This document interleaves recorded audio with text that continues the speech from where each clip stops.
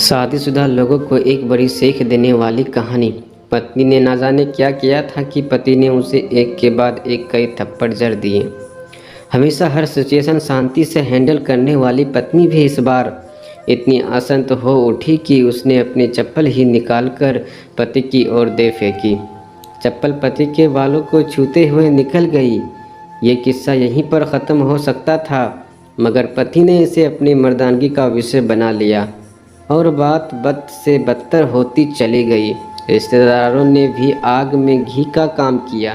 किसी ने कहा जो औरत अपने पति को चप्पल से मार सकती है वो ना ही तो वफादार हो सकती है और ना ही पवित्र। ऐसी औरत परिवार ही नहीं पूरे समाज पर कलंक की तरह है। बीवी के पक्ष वाले कहा पीछे रहने वाले थे। किसी ने कहा 21वीं सदी में भी जो स्त्री के साथ मारपीट करते हैं उन्हें तो जेल भेज देना चाहिए। तो कोई कहता ज़रूर उसको कोई और पसंद आ गई होगी इसलिए अब पत्नी से मारपीट करने लगा है। बात कोर्ट तक पहुंच गई। दोनों पक्षों ने एक दूसरे के खिलाफ केस फाइल कर दिया। पति ने चरित्रहीन होने का तो पत्नी ने दहेज और शारीरिक उत्पीड़न का आरोप लगाया। 2 वर्षों से अधिक समय के लिए केस चला था। इन 2 वर्षों के दौरान दोनों पति पत्नी अलग अलग रहे थे। इन 2 वर्षों के दौरान दोनों पक्षों के समर्थकों की संख्या कम हो गई थी। पहले जहां दोनों पक्षों में समर्थक का समूह होता था, अब गिने चुने लोग रह गए थे। पति और पत्नी दोनों की आर्थिक स्थिति भी इस समय के दौरान नीचे गिर चुकी थी, जिन्हें वो अपना शुभचिंतक समझ रहे थे। पैसों की बात आते ही उन्होंने भी अपना पलड़ा झाड़ लिया था। अगर कोई देने को राजी भी हुआ तो मोटे ब्याज की शर्त पर। आखिरकार वही हुआ जो सब चाहते थे, डाइवोर्स। हर कोई खुश था, दोनों पक्षों के रिश्तेदार, उनके माता पिता और दोनों के वकील। लेकिन 5 साल के सुखद शादी और एक सुंदर बेटी होने के बाद मिले इस डाइवोर्स के पत्नी मुख थी और पति शांत। शायद ये एक इत्तेफाक ही था कि इस खुशी को मनाने के लिए दोनों पक्ष के लोग एक ही चाय की टपरी पर बैठे। आमने सामने। इत्तेफाक इसलिए क्योंकि ज़्यादातर लोग जो एक दूसरे के विरोध पक्ष को सपोर्ट कर रहे थे वह एक दूसरे को अच्छे से जानते भी नहीं थे। पति पत्नी भी इन सभी से दूर एक दूसरे के सामने मेज पर बैठे। पत्नी ने पति से कहा अब तो खुश हो गए ना, तुम्हारे मन की जो हुई है मुबारक हो। तुम भी तो आज जीत गई हो मुझसे, तलाक तो तुम्हें भी मिल गया। पति ने कहा तलाक को तुम जीत का प्रतीक समझते हो? पत्नी ने पूछा। पति चुपचाप रहा। थोड़ी देर की शांति के बाद पति ने कहा मुझे तुम्हें 5 लाख रुपए अभी और हर महीने 8,000 देने का आदेश है।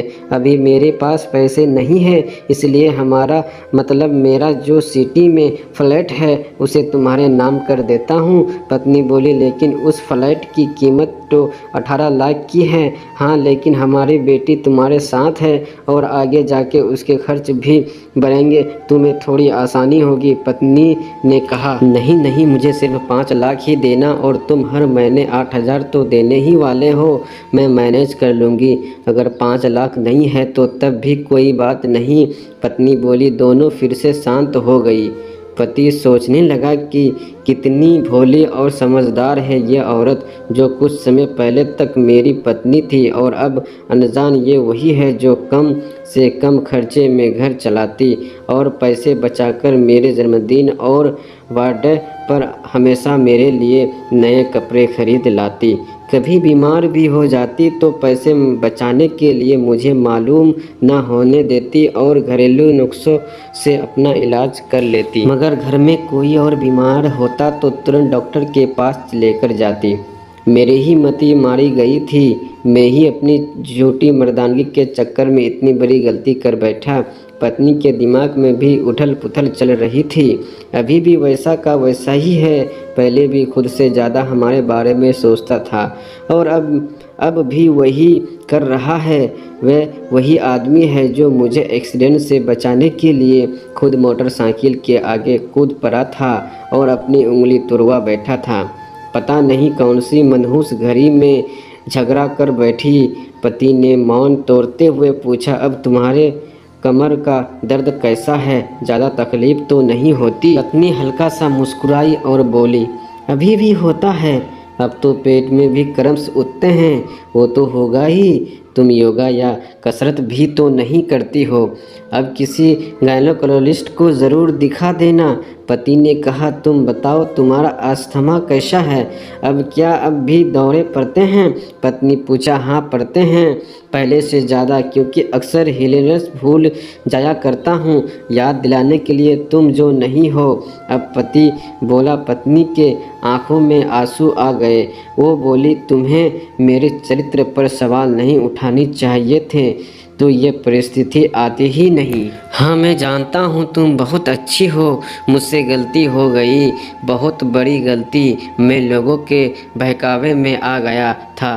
पति बोला, तुमने भी तो मुझ पर दहेज का इल्ज़ाम लगाया था। वो बोला, गलत था और इस बात का मुझे भी पछतावा हुआ। पत्नी ने कहा, पति कुछ कहना चाह रहा था लेकिन हिचकिचा रहा था। पत्नी ने पूछा, कुछ कहना चाहते हो? वो बोला, क्या सब पहले जैसी नहीं हो सकता? क्या मतलब? पत्नी बोली, मतलब कि हम फिर से पहले की तरह पति पत्नी बनकर, सच्चे दोस्त बनकर नहीं रह सकते हैं? पति बोला, पर ये डाइवोर्स के पेपर दिखाते हुए पत्नी ने कहा, फाड़ देते हैं। पति ने अपने पास रखे डाइवोर्स के पेपर फाड़ते हुए कहा। पत्नी भी अपने पास रखे पेपर फाड़ दिए। सभी हैरान थे, वकील, रिश्तेदार और माँ बाप। पति पत्नी दोनों एक दूसरे के हाथ में हाथ पकड़े अपने घर की तरफ चले गए। दोस्तों, ये कहानी उन हर पति पत्नी के लिए बड़ी सीख है जो छोटी छोटी बातों पर लड़ते हैं और इन झगड़ों को बड़ा बना के अलग होने का डिसीजन लेते हैं। प्यार और झगड़ा तो एक सिक्के के दो पहलू की तरह है, दोनों को स्वीकार करना होगा, तभी ये पवित्र रिश्ता उसकी मंजिल तक पहुंच पाएगा। धन्यवाद इस वीडियो को देखने के लिए। इस वीडियो को लाइक करें और इसी तरह की और वीडियो देखने के लिए इस चैनल को सब्सक्राइब कर लीजिए और बेल आइकन को भी दबाएं ताकि हमारी नए वीडियो आप तक सबसे पहले पहुंचे।